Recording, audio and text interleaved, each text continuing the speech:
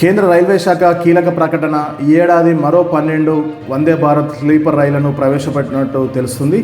కేంద్ర రైల్వే శాఖ కీలకమైన ప్రకటన చేసింది. ఈ ఏడాది 12 వందే భారత్ స్లీపర్ రైళ్లు అందుబాటులోకి రానున్నట్లు తెలిపింది. రైల్వే శాఖ మంత్రి అశ్విన్ వైష్ణవ్ ఈ విషయాన్ని వెల్లడించారు. ముందుగా రైల్ కోల్కతా గువాహటి మధ్య అందుబాటులోకి రానుందని తెలిపారు. ఈ రైలు జనవరి 18 లేదా 19 ప్రారంభమవుతుందని పేర్కొన్నారు. పశ్చిమ బెంగాల్ నుంచి అస్సాం మధ్య నడిచే ఈ రైల్లో టికెట్ ధరలు విమాన టికెట్ల ధర కన్నా తక్కువ ఉంటాయని రైల్వే మంత్రి వెల్లడించారు. ఈ రెండు నగరాల మధ్య ప్రస్తుతం విమాన ప్రయాణానికి 6,000 నుంచి 8,000 ఖర్చు అవుతుందని, వందే భారత్లో స్లీపర్ థర్డ్ క్లాస్లో టికెట్ ధర 2,300 రూపాయలు ఉన్నట్లు చెప్పారు. సెకండ్ ఏసీలో 3,000, ఫస్ట్ ఏసీలో 3,600 ఉంటుందని, మిడిల్ క్లాస్ దృష్టిలో పెట్టుకునే టికెట్ ధరలను నిర్ణయించినట్లు రైల్వే శాఖ మంత్రి తెలిపారు.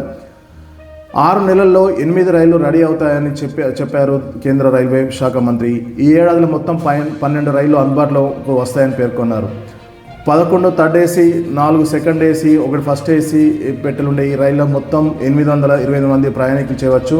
గంటకు 180 కిలోమీటర్ల వేగంతో గరిష్ట వేగంతో వెళ్లేందుకు అనుగుణంగా ఈ ట్రైన్ రూపొందించారని, ప్రస్తుతం ఈ రైలు 120 నుంచి 130 కిలోమీటర్ల గరిష్ట వేగంతో నడుస్తుందనేసి రైల్వే మంత్రి వెల్లడించారు.